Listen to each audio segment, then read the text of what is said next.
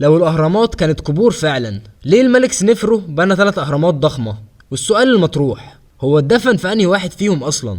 وبعدين بص كده على تصميم الاهرامات من جوه، هل شكلها اصلا يناسب الانشطة الجنائزية؟ فين مكان الصلاة؟ وفين الممرات اللي المفروض يتشال فيها الجثمان؟ ولو كانت مقابر فعلا، ليه مفيش اي نقوش جنائزية على جدران اهرامات الجيزة او دهشور؟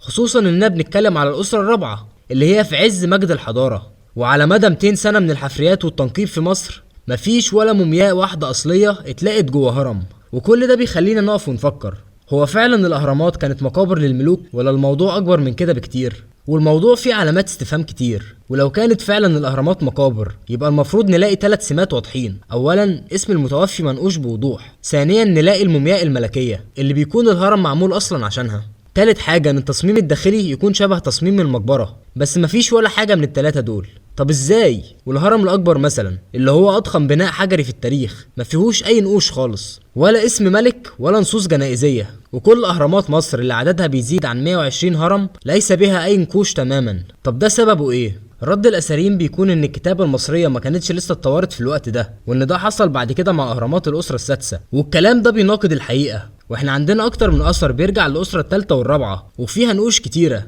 زي لوحة حسي رع طبيب اسنان بيعود للاسرة الثالثة. واهم حاجة كمان هي صلاية مينا اللي بترجع للاسرة الاولى، وواضح منها ان الكتابة ساعتها كانت واصلة لمستوى كويس جدا. وفي ادلة غيرهم كتير انهم كانوا يقدروا يكتبوا على الاهرامات. طب ليه ما عملوش كده الا لو كانوا اصلا مش مهتمين انهم يكتبوا حاجة؟